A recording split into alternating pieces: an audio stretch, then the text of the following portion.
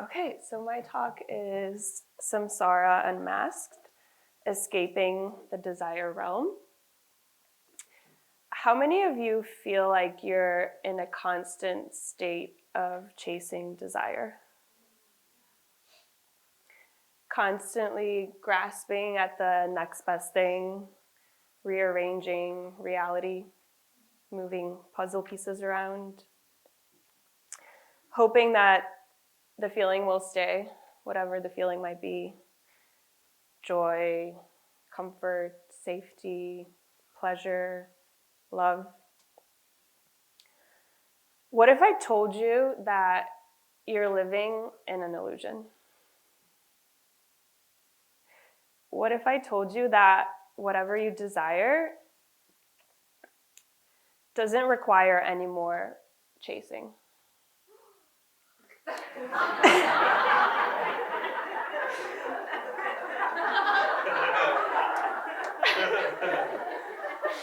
But instead, sitting still and investigating your reality. For years, I lived my life in a constant pursuit.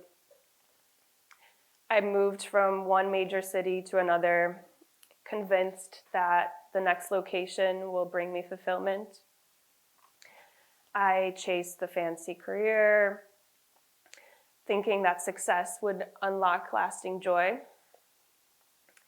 I changed partners, friends, hobbies, jobs.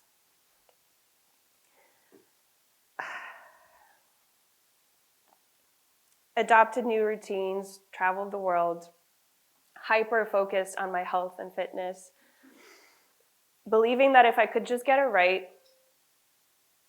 that I would feel complete. But no matter how much I rearranged my reality, the happiness I found was fleeting.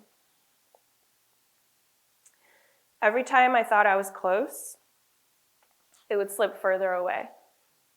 It was like a mirage. And so then I would start the cycle over again, hoping that the next thing would finally be it. Does this sound familiar? Cool. So we live in a world that conditions us to believe that joy is just outside of us, in the next grasp, in the next achievement, the next purchase, the next big change. If you've bought into this idea, then you're bound to end up feeling disappointed. Buddhists call this cycle samsara. It's honey on a razor blade, they say. So if you're lucky, after a few servings of the razor blade, you might pause and think, maybe if I just stopped chasing the next best thing, I would finally be happy. Or maybe if I just tame my desire and be grateful for what I have. But is that really the solution? Is cutting off desire the way to joy? The truth is, desire isn't the problem. The problem lies in the relationship that we have with desire and the illusion that we've built around it. That something outside of us can give us happiness from its own nature. We think the honey, whatever the honey might be, is radiating joy, purpose, fulfillment. But the joy is never in the thing. It's in us.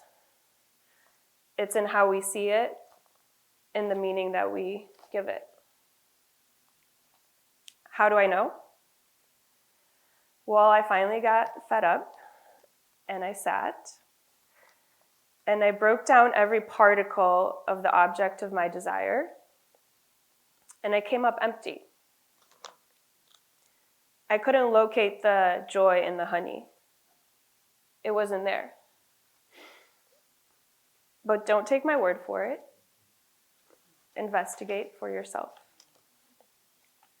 I invite you to sit, quiet your mind, ease your senses, and ask yourself, what am I really after? What in the job, the apartment, the relationship do I think is going to bring me the joy? Break apart each element and see if you can locate the source of the feeling. If you spend enough time on it, I bet you'll come up empty. Not because joy doesn't exist, but because it was never out there in the first place. It's always in you. So the only way that we get out of the cycle is to wake up from the illusion. And that begins with investigation. Looking inward instead of outward. And this realization doesn't mean that we stop living or enjoying life. It means that we stop chasing illusions and start building a deeper connection with ourselves. Because when we understand that the joy comes from within, we're free to fully live without fear of losing it. And instead of reaching for fleeting moments of happiness, turn inward, begin to cultivate clarity and self-awareness that will anchor you through the highs and lows of life. And when you do, you'll find that the peace that you're chasing has always been with you.